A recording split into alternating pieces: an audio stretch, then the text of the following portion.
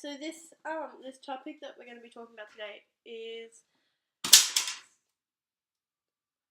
alright. Who's over there? I was like, did it move by itself?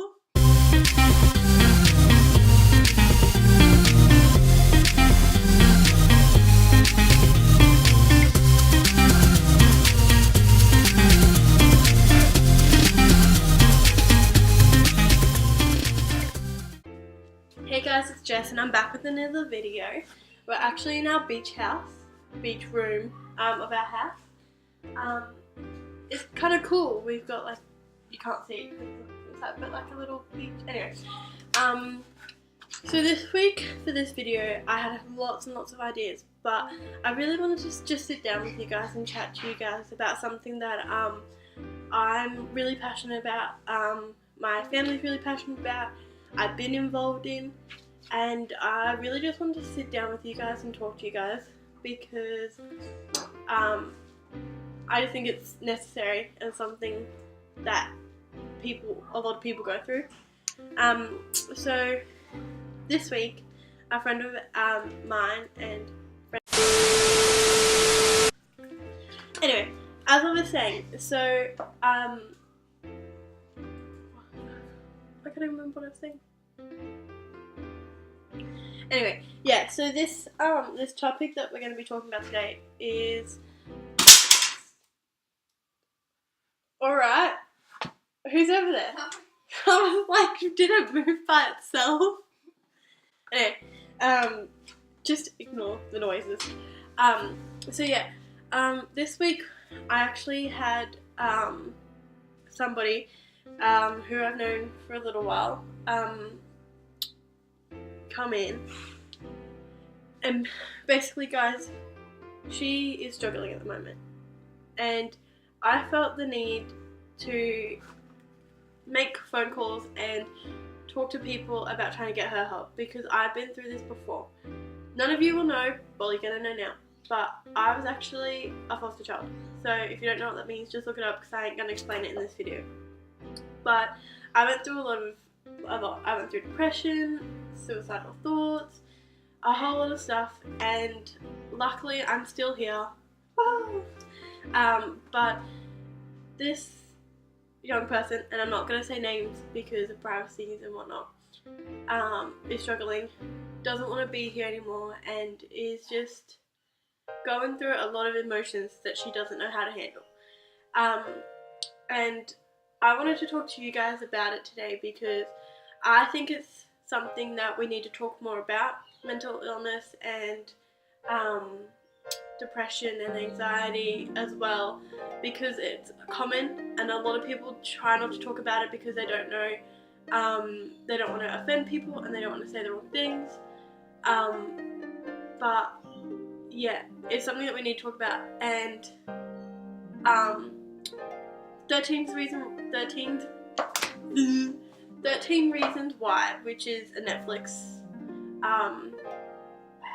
like a TV show sort of thing, has, you know, tried to touch base on some of the things related to suicide and depression and bullying within the school things, and they've got a lot of flack from it and they've got a lot of comments from it. When I watched it, it really hit home for me because I totally understood what was going on.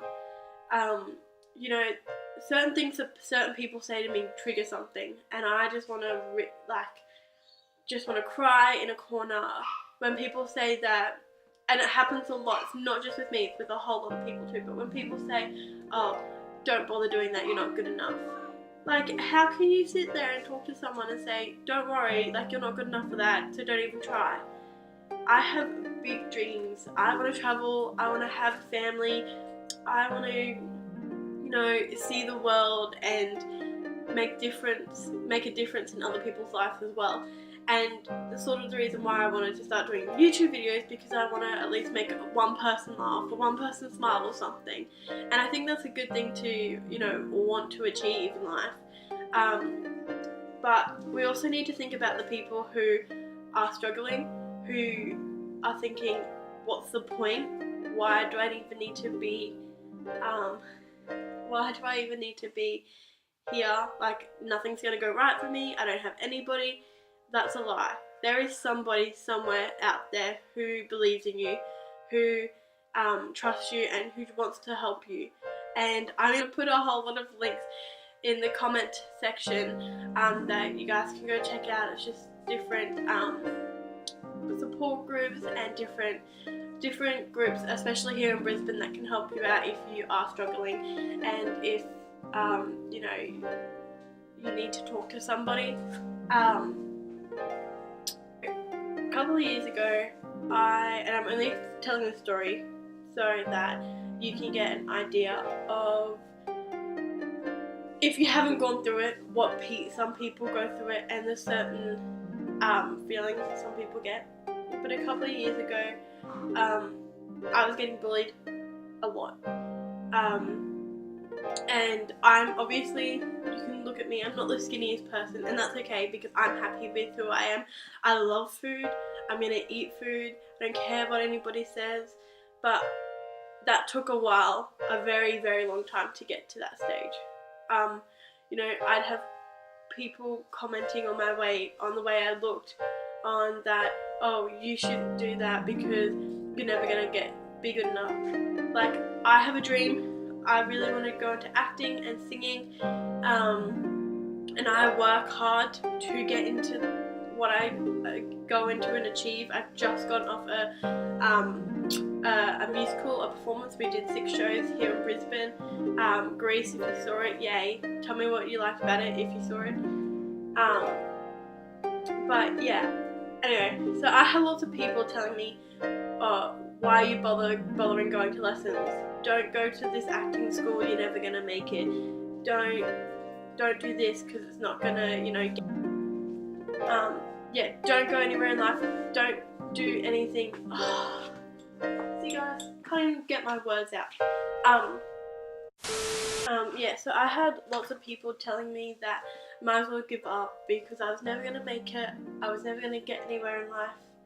And that I should do something that's easy. And I got it, like I get it. Stick to what you know and what's in your comfort zone. I understand where they're coming from, but at the same time, who do you have the right to say, don't bother doing that, you're never going to get there? It's not up to you if I'm going to get there or not, it's up to me. If I want to work hard enough and am determined to get to where I want to go, then I'm going to get there. It's going to be a long road, yes, but you know, that's up to me if I want to take it or not. And I was never going to go anywhere. I grew up in an environment where I was by myself a lot. I have 3 younger brothers who you met, but I've never really lived with them until now. I'm 19, and that's a long time, you know, not to go without your family. And people do it. People get separated from their families. People, you know, don't talk to their families for certain reasons. That's okay. But, you know, it wasn't my choice. If, you know, I got to choose everything that happened in my life, things would be completely different. But I grew up in an environment where my biological mum was never around, was sleeping around with people. We have the weird ass people in our houses, and she'd be doing drugs and smoking and drinking, and that was the environment that I grew up with for the first part of my life until I was about 5. And then on I was moved from house to house to house to house.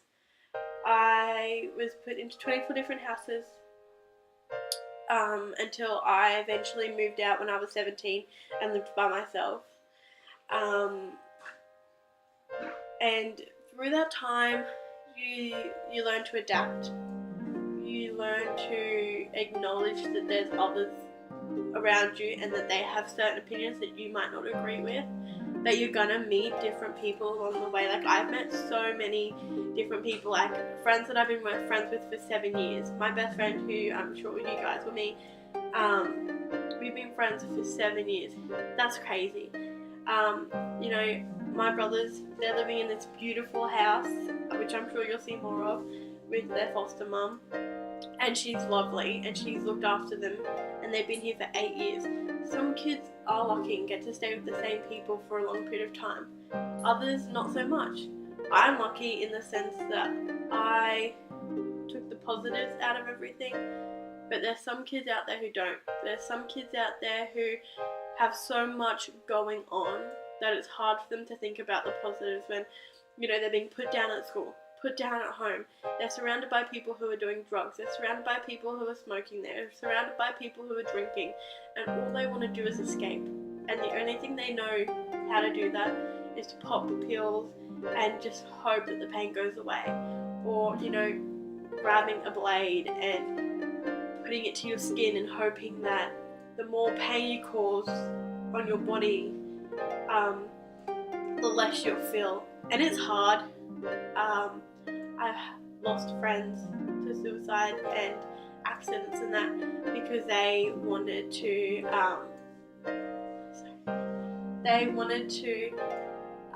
just end it. They couldn't deal with the pain, and that choice that they made didn't just affect them, it affected their friends, it affected their family, it affected the school, the people that they went to school with, and in the end it was their choice. But I just really want you guys to know that there's help out there. So basically I just want you guys to know that you're not alone. There are people out there that can help you and that are willing to help you and that believe in you. If you ever want to talk, you can comment below, guys, and email me. I'm more than happy to talk to you guys more about it. But yeah, I really just wanted to sit down and talk to you guys for this week about it. And I'm sure I'll talk to you more about it later on in the future. But this was just something that happened in the week, and I really just needed to get it off my chest and let you guys know that you're not alone. And that at this particular point in time, you might feel like, ending your life because it's the easiest thing to do. Trust me, it's not. There's so much waiting for you in the future that you have no idea what you're ending. So yeah, I know it's a bit morbid and a heavy, but I just really wanted to quickly chat to you about it, and I hope that the rest of your week is really good. Stay tuned, guys, because on a lighter note, next week we're having a bonfire at our house, so you might get a little sneak peek of what it is to like to party with us, and you'll get to meet my friend Marnie. So stay tuned, and I hope that this sort of helped. I know it was all over the place, my brain's all over the place, but I really just wanted to sit down with you guys and talk to you guys. So stay tuned, subscribe, like, comment, message me, and yeah, I'll see you guys next week for another video. So good luck, guys.